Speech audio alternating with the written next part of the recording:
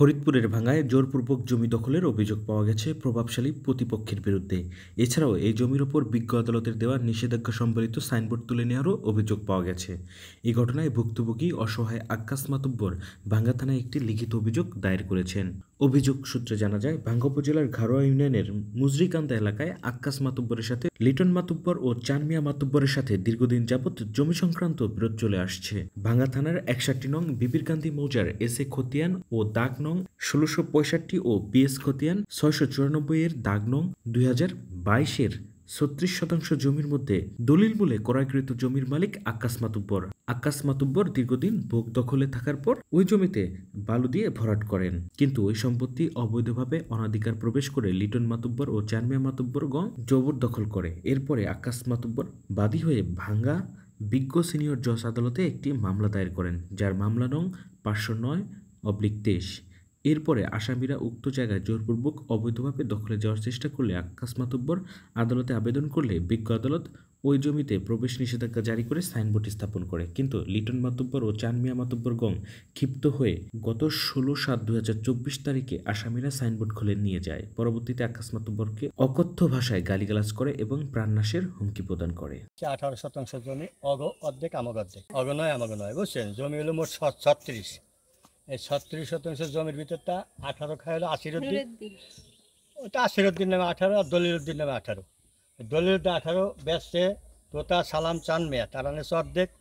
আক্কাস এবং আজিজ এবং শুকুর তারা নিচ্ছে অর্ধেক। এই অর্ধ সম্পত্তির থেকে যখন বিআরএস করতেন, বিআরএস যখন আসছে তখন ওই তোতা নামে, ওই ওনার নাম ছিল তোতা, উনি খুব ওই দলিল সম্পদকে বা জায়গা জমি সম্পদে পণ্ডিত ছিল। ওই পণ্ডিত আমার ব্যবসা বাড়ি না থাকার কারণে উনি ওই জায়গা ওনারা 9% উনি রেকর্ড করে নিয়েছেই 170 আর আমাদের দেশে 80। এই 80 পয়েন্টে হলো 3% জায়গা আছে। এই 3% জায়গা আমাদের এখানে দখল পয়েন্টে যাইতে দেয় না ওরা। এত রেকর্ড সংশোধন ভুল আদালতে মামলা দিচ্ছি, ওই মামলার কারণেও ওরা মানতেছে না মানার কারণে এক রাতের ভিতরে ওরা এই ওয়ালটা গাইতে ফেলেছে। তোতা চান মেয়ারা সুন্নু, যার নামে আদালতে তোতা তো বাইচা নাই, মারা গেছে। এই সুন্নুর নামে এবং চানমেয়ার নামে কোর্টে মামলা হয়েছে। মামলা চলমান অবস্থায় ওরা এই রাত্রের ভিতরে ওয়াল গাচ্ছে দিয়ে কোর্টে দিয়ে মামলা দেওয়া, উকিলদের দিয়ে আমরা আনছি, ইনজেকশন জারি আনছি যে এই জায়গায় আর কিছু না করতে পারে। ইনজেকশন জারি রোজার মধ্যে আনছি। 4-5 মাস পরে গত তো এই যে মঙ্গলবার 16 তারিখে সকালবেলায় সেই এই ইঞ্জেকশন জারি 4টা খুলে নিয়ে চলে গেছে। নেছে চানমেয়া এবং লেটন আর ওই যে মশা রব, এরা সবাই মিলে আসে এইখানটা। আরও আমার হুমকি দেখি জায়গা আসলে পিড়ে একবারে ধুমা ছুড়ে দিবি, মানে এরকম খুব আমার হুমকি দেয়। চাট খোলার পরে আজকে আবার এই যে গাছ কাট পাঠাইছে লেটন আর চানমেয়া, আরও কয়েকজন নিয়ে এসে গাছ কাট পাঠাইছে।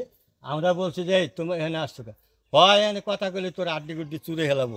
আর লেটন কয় কি, তোকে এই বেল নাই, এখন তোকে এই বেল নাই, বেল আমাকে, এখন আমরা যা করবো তাই, জায়গা তোকে নাই হানে, মানে খুব অনেক কিছু বলার পরে আমরা এই যে থানায় অভিযোগ করছি। আছে আমি কাগজপাতি উঠেছি, বুঝছেন? পুরো 9% জমি আমাকে, কোনো বিক্রিও না, কোনো জায়গায় না, এই পরিষ্কার 9 শতক জায়গা। তখন আমরা সালিশ পক্ষে জানাইলাম, সবাই 2-1 সালিশ পক্ষে পাঠাইলাম। তার কাছে বলছে ওই শূন্য থাকে বাইরে থাকা, ও আইসে, আসার পরে হাসে বলছে আবার ওই শালিশ পাঠাইছি। পাঠানোর পর ও কয় কিসের জায়গা পাবে, ও জায়গাই পাবে না। এই যে পাইপ গুপছে, এই যে মানে রাত 10টার সময় পাইপ গুপছে, তখন আমার স্বামী নামাজের থেকে দেখো কি ধোকে পাইপ গুপ্পা লাগছে 10টা ছেলে নিয়ে।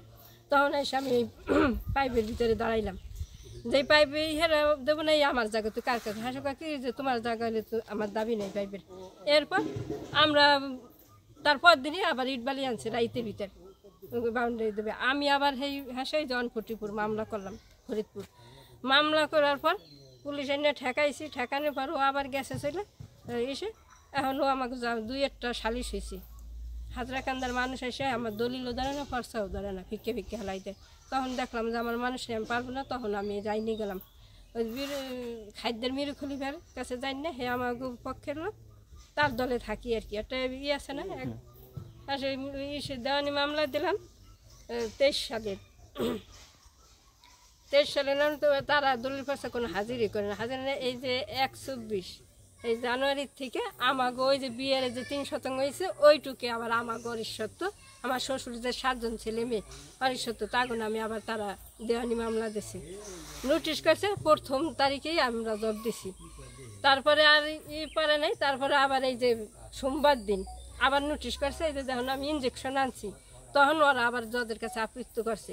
আবৃত্তি করে যে সোমবার দিনকে আমরা আবার শুনানি দিয়েছি, আমার উকিলে শুনানি দেওয়ার পর ওনারা ইঞ্জেকশন চাইছে, আমার উকিলে বলছে নো।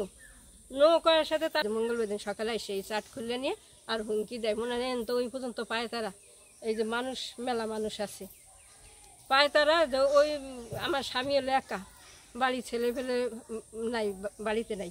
তখন কয় কি এই খুলবি, যদি ও আসে ওরে আড্ডি গুঁড়ে হয়ে গিয়ে সুরমা বানাই হেলাবি। আমি আইছি, আমার কয় কি তোর নাগাল মানুষ মার গিয়ে খুন হয়ে গিয়ে হেনে মারি দেবো, 10 লাখ টাকা থানায় দিয়ে তারপরে শেষ করব।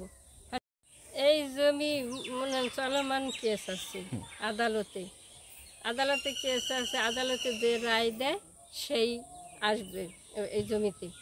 জানি এরপরে কোনো গাছ কাটা, অলগাতা, ঘর দরজা না ওঠা, আমি আসবো না, সেও আসবে না, ঠিক আছে? যে রায় পাবে তারপরে সে খাবে, আমি খাবো। আর যদি রায় না পারে এ নিয়ে যাবে, আমার কোনো ব্যথা নেই।